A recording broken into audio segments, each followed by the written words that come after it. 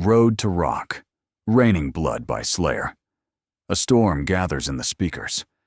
One ominous note hangs like a siren, the sky cracks, and then it hits. Faster than panic, heavier than gravity. Raining Blood doesn't begin. It arrives, like a verdict.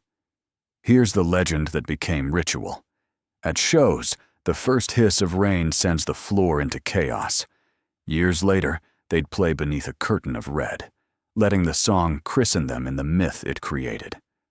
The spectacle fits, because in 1986, Slayer wasn't flirting with danger. They were defining it. It was the age of moral panic and televised finger-wagging.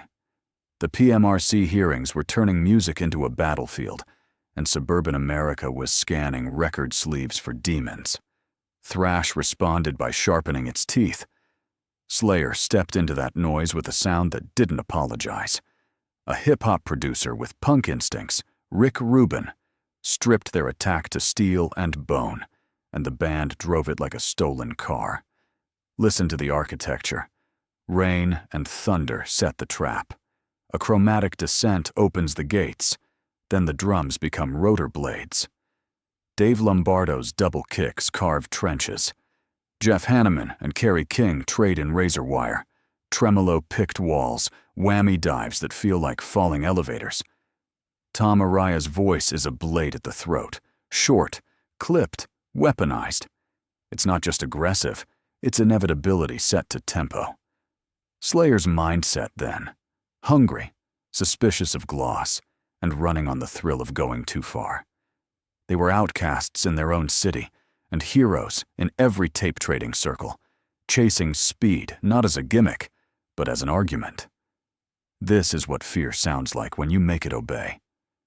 The conflict wasn't just outside. To play this tightly at this velocity is war on your own body. It demanded discipline that looked like madness from the cheap seats. Every show was a test. Would the storm hold? Could they keep the edge without dulling it? It held. And it spread. Raining Blood became the rite of passage for pits, the litmus test for drummers, a code phrase for extremity.